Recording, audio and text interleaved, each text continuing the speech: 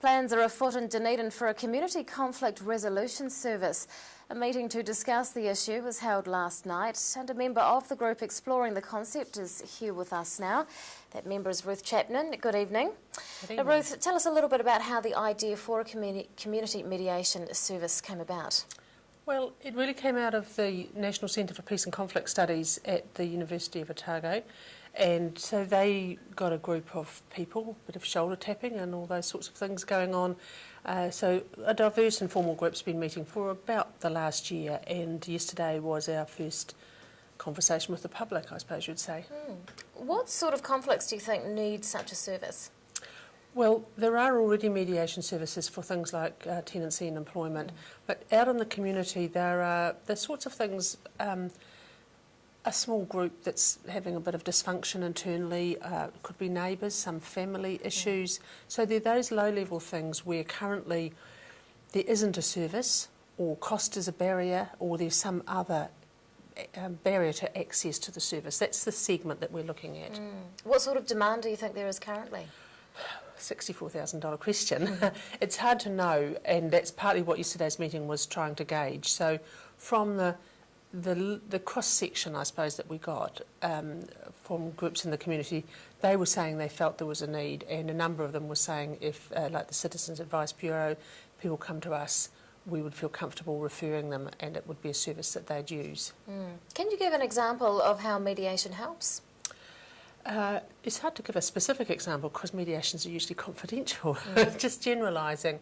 It could be something, for example, where two neighbours had fallen out over the barking dog, the overgrown trees, the rubbish or something like that. And often those small disagreements escalate and become bigger and entrenched until you're not talking about anything. And so mediation is really just a conversation, trying to resume that conversation between the neighbours so that they can say what's upsetting them, hear the perspective of the other person and work through to an outcome, an agreement that's acceptable to them both. So it's about looking for win-win situations that respect each person.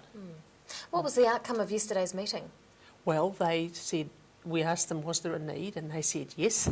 And so then we said, okay, what other things do you think we need to be thinking about? And they said, well, you know, lots of people don't understand what mediation is, so education's one of the things you'll need to do. You need to make sure that people are clear about what they're letting themselves in for, a range of things like that. So they've given us lots of homework, really. How would a service like this be paid for? Well, we would have to seek funding because one of our important things is that it should be free to the user. We don't want cost to be a barrier.